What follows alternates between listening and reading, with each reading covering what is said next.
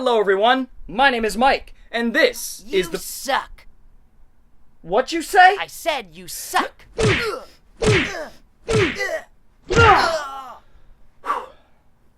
This is the Bored Cyborg.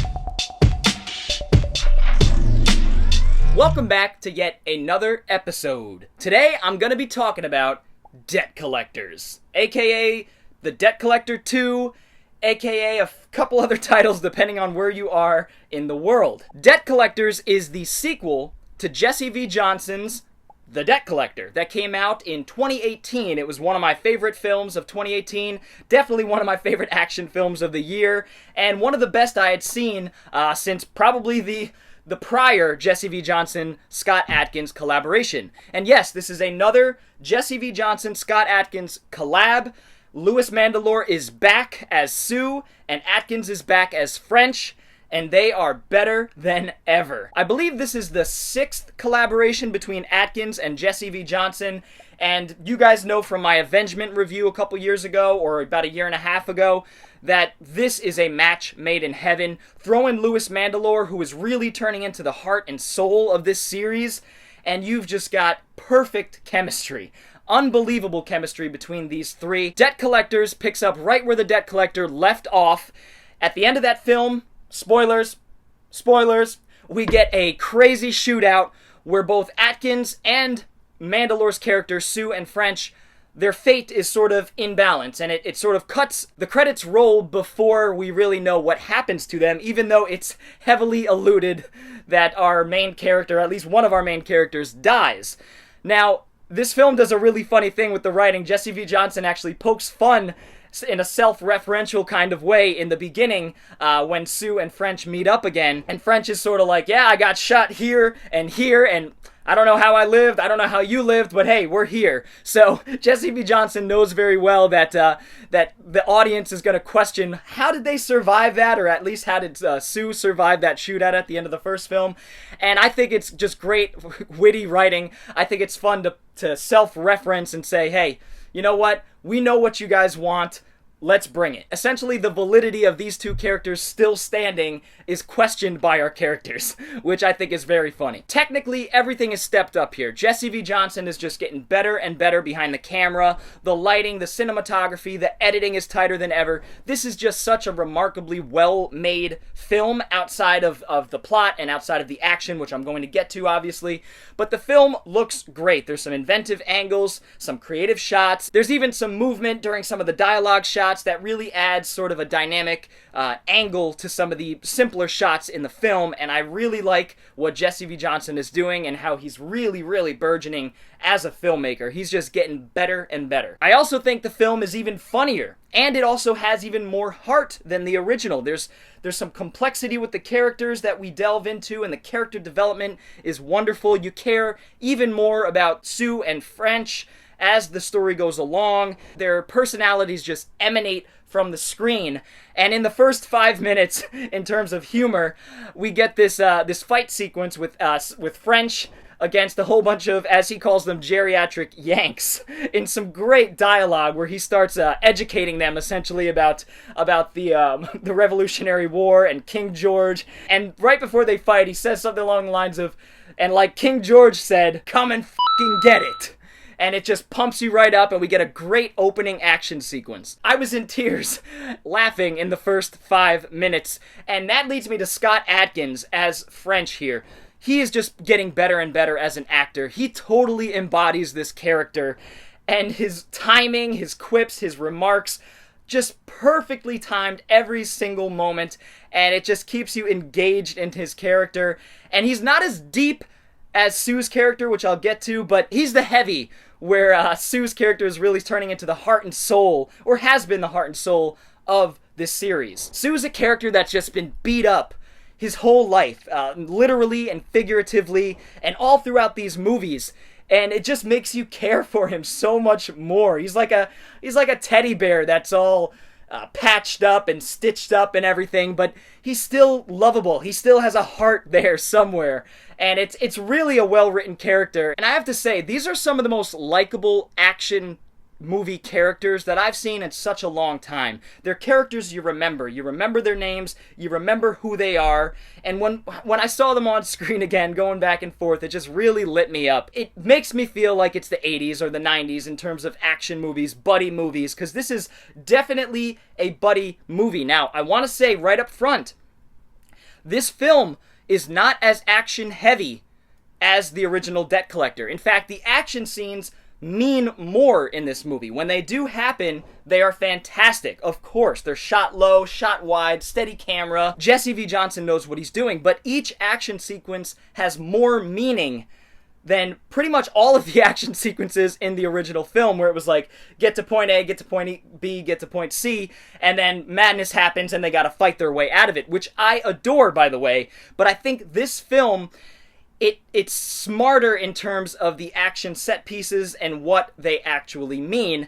And with that, I would say this film is more of a crime action comedy than an action crime comedy, if that makes sense. The film still has a heavy Walter Hill influence in 70s crime movies and 80s crime movies, especially 48 Hours. In fact, there's even a line where, I don't know if it was intentional, I would like to think it was, because I know Jesse V. Johnson is a fan of Walter Hill. It shows in his movies, but there's a line like, you know, you've got 48 hours. So I was like, oh, that might be a little homage to a film that influenced him while making The Debt Collector, while creating The Debt Collector. Now, this film does have a slower start in terms of action than the first movie, and that is in no way a negative thing. We really start to, we understand, we learn where these characters have been over the last 7-8 months. They catch up.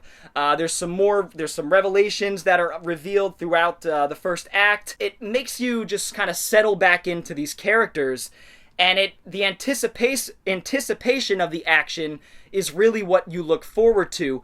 But I learned about halfway through that this isn't an all-out, balls-out action movie with these crazy over-the-top action sequences. This is a more calculated film, a more calculated crime action film than The Debt Collector is, and I learned to appreciate it for that. I could see some people being turned off with the lack of action in the first half of the film, but for me, I settled into it. I saw what Jesse V. Johnson was doing as he's maturing as a director, as a writer, and as a filmmaker, and I really dug the angle that this film takes. It hits harder. It just hits harder. Emotionally and physically at points, but more so emotionally.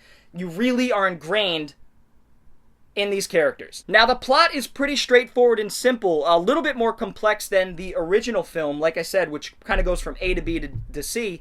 This one definitely fits in almost perfectly, like a puzzle piece with the first film.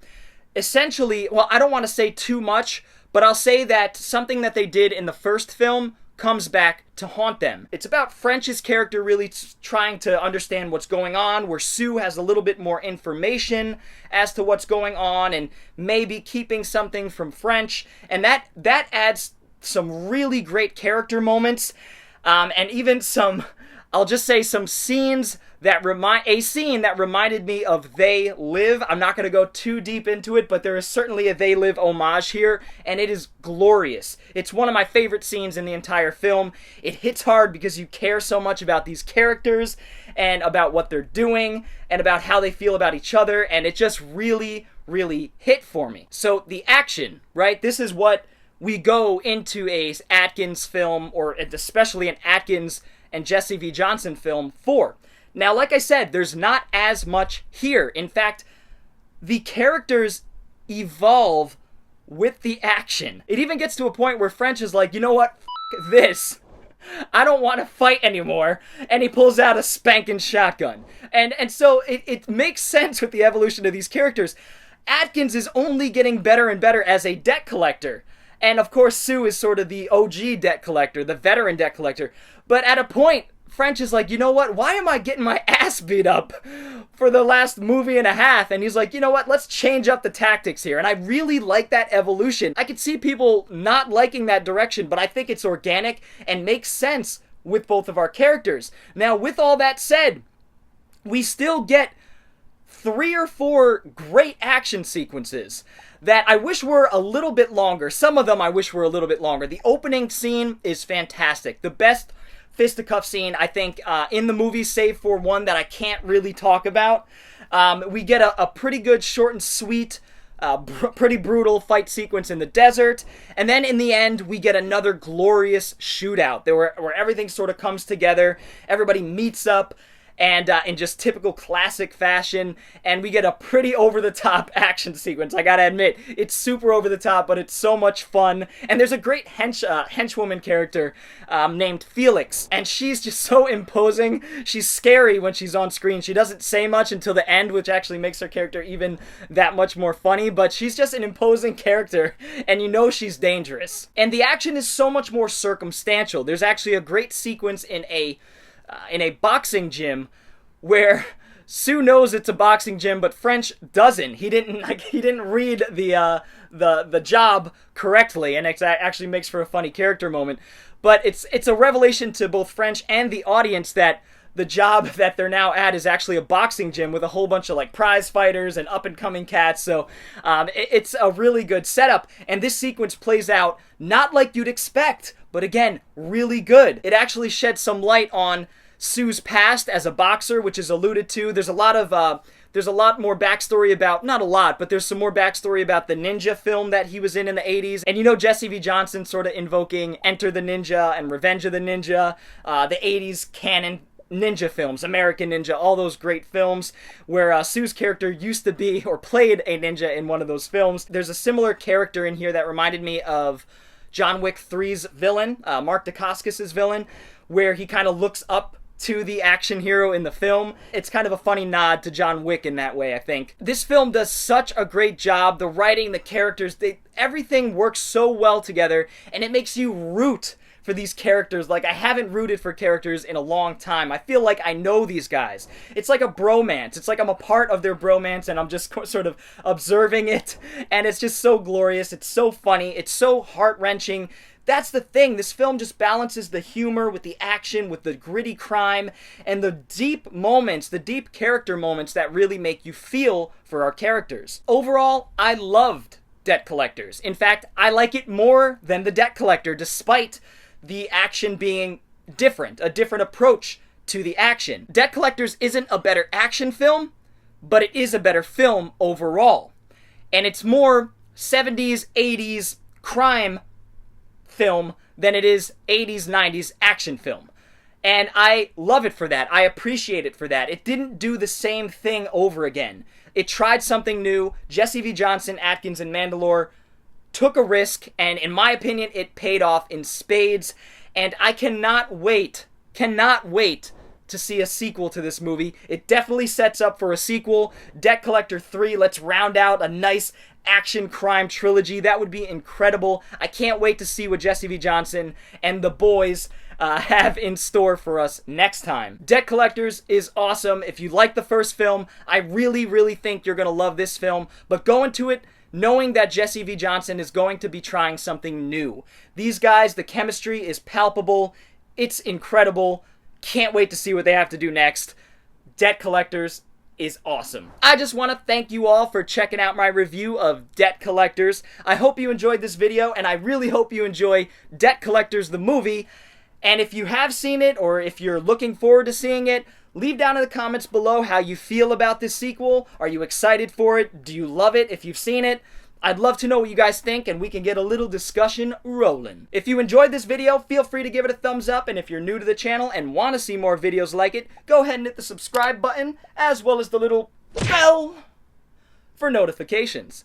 Anyway, guys, I will see you all next time. Bored Cyborg. Not you again.